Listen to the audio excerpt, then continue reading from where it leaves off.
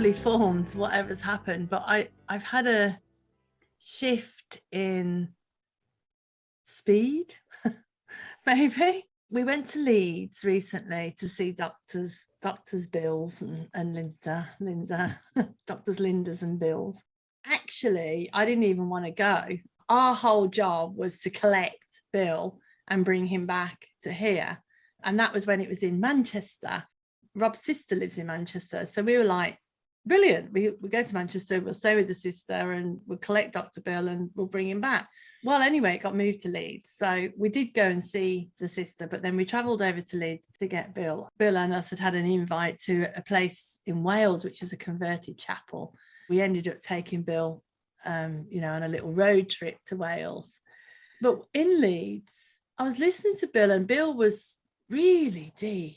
He was so deep this time. I thought it's gone really deep and slow, and he kept saying about resting and something rested and the value of being rested, and he just kept saying that all the time. And I was sitting there, the person who didn't want to be there, crying and just it moved the whole time, and I was crying and I didn't even know why. I thought, what's wrong with you? So after the first day, Bill gave me, I said, thank you, and gave him a hug. And he said, you can tell me anything. And I thought, well, I would if I knew what it was. I don't even know what's going on. So that was that. And then the next day they had Linda.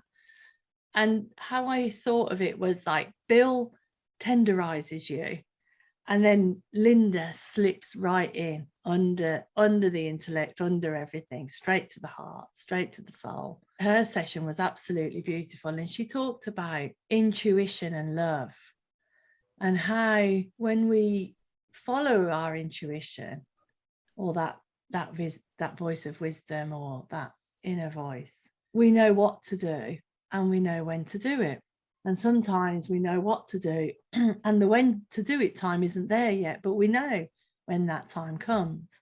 And again, I was just really moved, really impacted. And after her session, I had to take some time out and just go and chill out for a bit. Anyway, we had a wonderful time. I had a wonderful time with friends and everything. And I had brought with me, as usual, a great big rucksack of all my work, like, my laptop, my writing, my notepads, all the things that I was going to do while I was away. I didn't get anything done. And even down to on the second day of the conference, I'd got a date with Linda for breakfast, and I'd got another date to go for a run. And I realized that I was just putting too much on myself. And it's only afterwards this made sense, because usually there's no way that I would cancel something that I'd set up with somebody, especially a close friend. But I knew I had to. So I followed it, but it was sort of felt unusual for me. But I thought, no, this is right. So anyway, we took Bill to Wales and this amazing place that we stayed in. We had a wonderful time, wonderful chats, and no work got done, and no writing got done, and none of the things that I was going to do got done.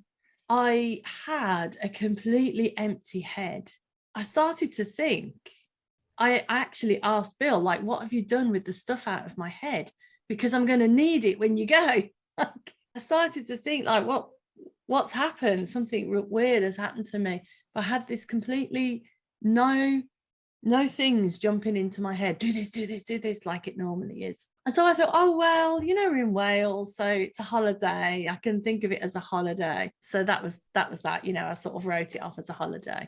And we came back on the Tuesday evening and we played music lotto in the car, which was great fun. And then we had a little get together on the Wednesday. While we were there, we went for fish and chips, as you do. And Bill saw a book in a thrift shop that he wanted to buy, some sort of thing about astrology. And I saw a pair of shoes in another shop. So the next day they went to the thrift shop and I ran off and went and got my shoes. We went for breakfast. And they had this other bag. I was like, what's in the other bag? I know your book's in that bag. What's in the other bag? Anyway, there's some shifty stuff going on. And it was very thin. So I assumed it was a card for me. Anyway, we came here and Bill stayed. And every time I walked into his place, he was shoving something under, you know, something else. So he was writing.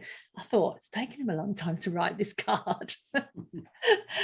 It's an essay, you know. He gave me a book. And what had happened was, as he was walking out of the thrift shop, he clocked this book right over on another shelf with a little red-headed child. And he said it was a boy, but it reminded him of me. And it was a book about being lazy. What Bill did was redacted the whole book, and he crossed out anywhere that had judgments about being lazy. And this book was horrible. It's for children. And it was saying things like, other people will not like you if you're lazy.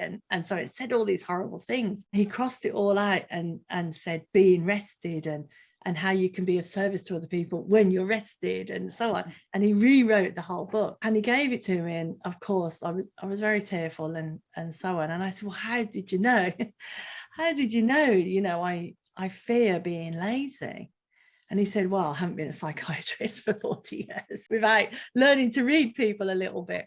So that was that. And I thought, oh, okay, maybe the stuff's gone out of my head. I've just slowed down a little bit and maybe it will come back. You know, I don't know. So during all of this time, I have been sleeping 8 hours a night.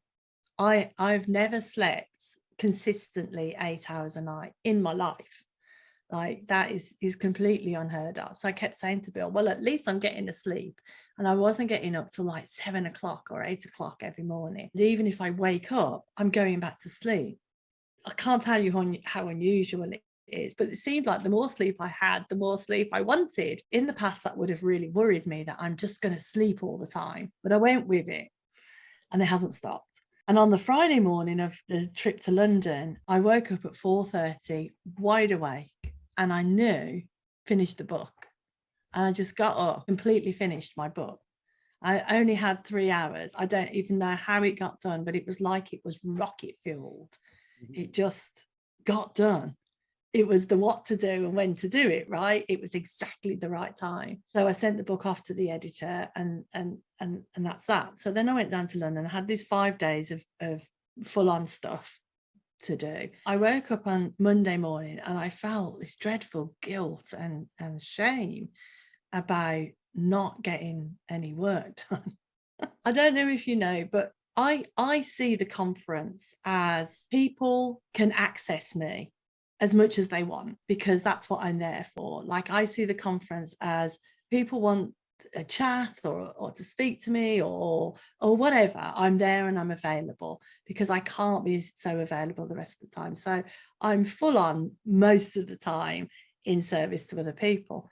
So I woke up with all this guilt and shame of not getting my work done. It was about 5 o'clock and I was sitting in bed and I thought, but that guilt and shame doesn't feel right anymore. It doesn't feel like it's accurate.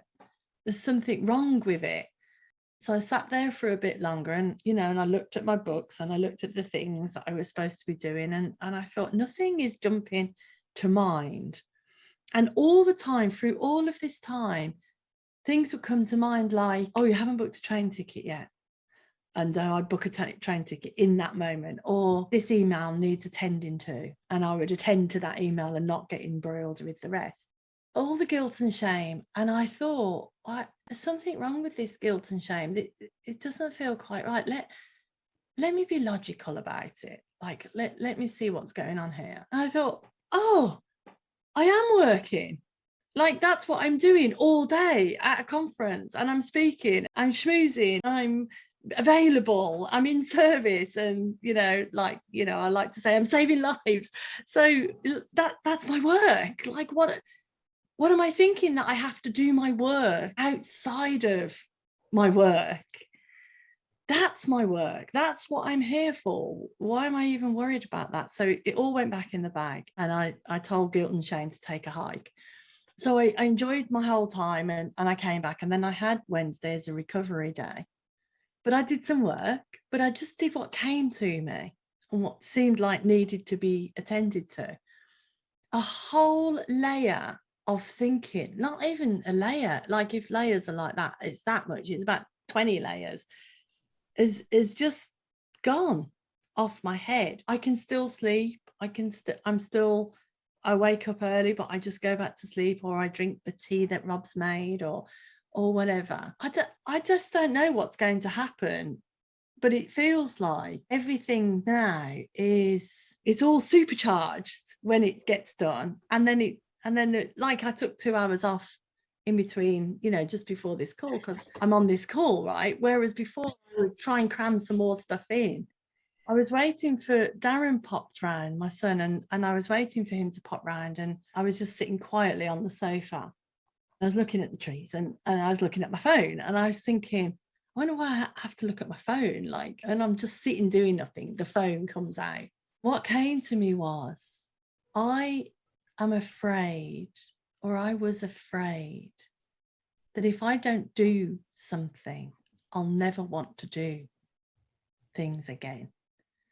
That depression, that has you under the duvet, that I've had many times when I've just thought, I don't want to get up, and I've had to force myself to get up. And what was at the heart of my busyness was actually avoiding that feeling of not wanting to do something. And then being proud of when people say, oh, you're so busy. Oh, you do lots of things. Yeah, that's me. Actually, it was fear. I didn't want to be. And like this afternoon, when I had a couple of hours out and I sat still, I thought, well, I don't want to do anything. But it's a different feeling. It's not like I don't want to do anything and I'm never, ever going to want to do anything again. It's just I don't want to do anything right now. My body and my mind needs a rest.